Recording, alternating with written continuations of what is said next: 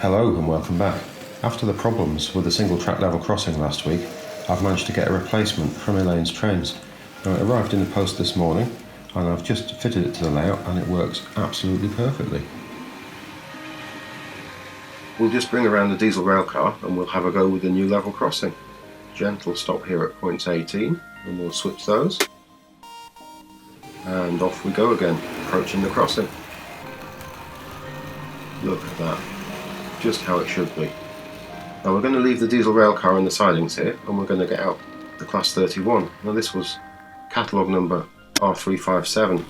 This model was quite a long running model, available between 62 and 76 in a number of different liveries. Now we get the occasional stutter with this model as she only has pickups on the motor bogie. Just have a look at this. Tiny stutter there. And the motor seems to smooth out once she gathers a little pace. And we'll bring her to a gentle stop there and we'll switch points 1 and we'll take her back in and pick up this short rake of wagons here. And smoothly out we go. She does smooth out really nicely if she gathers a little speed there. I think this model dates from between 1969 and 71 as she is in the rail blue. Now there is no paperwork with it. We'll just have a swift look around the box. There's no information apart from the company name on that end and the word Model Railways. Let's have a look around the other side. And here we've got the model number, R.357, and they don't call it a Class 31, they call it an A1A A1A diesel electric locomotive, and it has magnesium fitted. There's no price being put on the box there. Let's have a swift look at the back end of the box. There's that bold logo again, and all red back to the box. Triang Hornby, Model Railways, made in Great Britain by Rovex Triang. She's in one of those smart vacuum form trays, although this one has definitely seen better days. It has a bit of a bump at some point, and it does have the model name incorporated into it, which I really like, as I've said before. But again, it's definitely been played with rather a lot, but still in reasonably fine condition. I think this model was very successful for Triang. It was available between 1962 right the way through into the Hornby Railways period in 1976, being available in a number of liveries over those years. It was also available in the very successful Freightmaster set RS51. This was in the catalogue between 1964 and 69. There were Freightmaster sets available after that period, but they tended to have points and tunnels and different wagon arrangements available, and I think they changed the catalogue number almost every year after 1970. I think the moulding on this model is identical to one I covered in a video earlier in the year from 1962. I'll include a link to that in the description box so you can have a look for yourselves. We've got a little bit of damage there. One part of the handrail has been snapped off at the top, and it looks like this BR logo here, the double arrow logo, has been smudged slightly. I'm not sure by what, but it's definitely been played with quite a lot, this model. Excellent detail, as I said in the earlier video, and this model was designed prior to 1962, so you have to bear that in mind when you look at it. It really is quite good, I think, for that time period. And so I think even though it's been played with a fair bit, this model is still not too bad a condition to look at. There's a little bit of a gap there where the roof joins the main part of the body. I don't know whether that's due to warping of the plastic over the years, but I don't want to over tighten the screw too much, otherwise that's going to do a little damage. You see that great head code there, that's just a sticky paper label. Moving across the top of the cab here, we've got some wonderful detail running down the top of the roof there. We've got a great big vent, circular hatches, and we've got all those hinged rectangular hatches too. Runs right the way along. It really is quite a nice piece of moulding. Looking closely where the yellow paint ends, it's a little bit thin. We can just see the blue of the plastic beginning to show through there on the edge of the spray mask. We've got a lovely set of steps or grab handles running up the side of the model here to what must be some sort of filler cap on the roof there.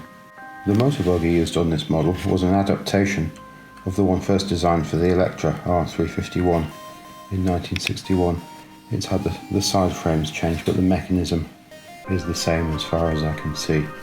We've got dummy centre wheels on the bogie, 4 securing screws for the bottom plate, and the old Triang D-shaped coupling held in with a single flathead screw there. On a dummy buggy, we've got a full set of wheels. They're plastic and they're sleeved on single metal axles, so they spin separately.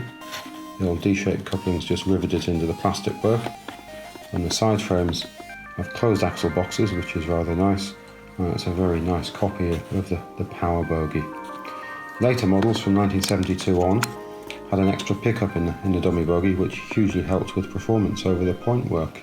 The Power Bogie, as it's been used on this model, was also used on the English Electric Type 3 Triang's R751.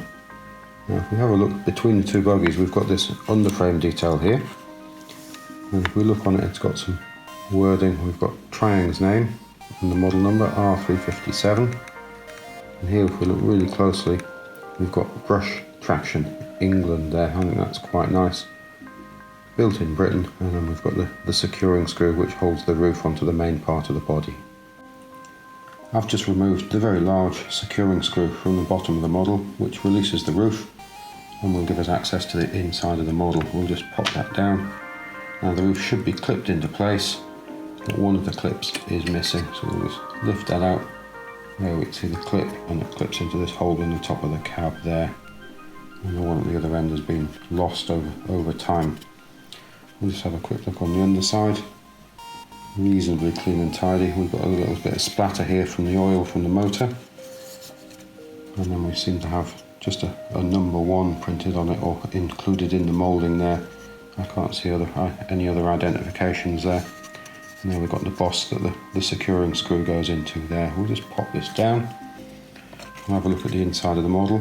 So if I lift this up, you can see that pulls the track with it, so that magna adhesion is very strong. We'll just unclip that, put that down. We'll just have a look at the inside. Now interestingly, it's got 2 weights. I don't know whether you can see that. It's got 2 metal weights added to it. Now my Electra, the R351, I've had to add double weight just to stop the dummy bogey from riding off over the point, so I wonder whether that's just a later addition by just to try and give it more reliability. We've got the glazing strip just glued in. And you can see the printing on there to give the detail in the windows, and that's the same down both the sides there. And you can see that underframe detail is simply clipped into place there. You can just see the back edge of the motor there. And then we've got that information on the sticky label there advising us not to undo this screw but to lift out the spring clip to remove the motor. Having removed the motor now, we can see the glazing strip for the cab windows. And it's sort of cut in an interesting fashion, perhaps because it goes round a curve. And these buffers, which have got metal ends, and they're on plastic shanks which are part of the main body moulding, and they just protrude right through to the inside of the mould there. And there we have the motor bogey.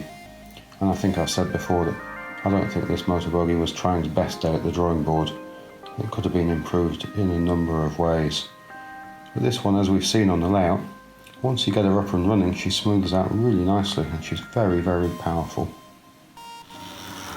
Just listen to that motor now, purring away beautifully. Now I know this isn't really scale speed, but it's toy train speed, so it really works for me. Now into the first radius curve, and down past the turntable and the signal box. And she's absolutely effortless here. I think she could pull at least double this amount. Now we're going to bring her around in past these engine sheds and up to the station to a gentle stop, and we're going to open points 9 across the diamond crossing there and number 5, so she comes back out of the passing loop and onto the outside line. See how well behaved she is there? Hardly a stutter. And we'll close up those points behind them and off around the layout now. We'll just have a swift look at the wagons she has with her today. We've got a pair of those 3 container wagons, R340. These were available between 63 and 72. And then we've got a pair of cable drum wagons. A couple of different variants of cable drums there. These were around between 62 and 71, and catalogue number R18. And then the very long running cattle wagon, R122. We have a pair of those. These were around between 55 and 72. And finishing off the rake today, we've got the R16 brake van, which was in the catalogue from 1957 to 67. Just time now, I think, for a bit more of a charge around the layout. There was one more variant to this locomotive in New South Wales livery, available in the mid 70s. Look at that, doesn't she look great coming across there? Now if she comes down the incline, she's going to go into sort of free fall. She does now pick up some speed here. Now, I think I'm going to leave you this week with page 25 from the 1976 catalogue, which is a great cutaway illustration showing the motor bogie housed within the model. If you look back again next week, we'll have something else from this later Triumph Hornby period. Thank you very much for watching. Goodbye now.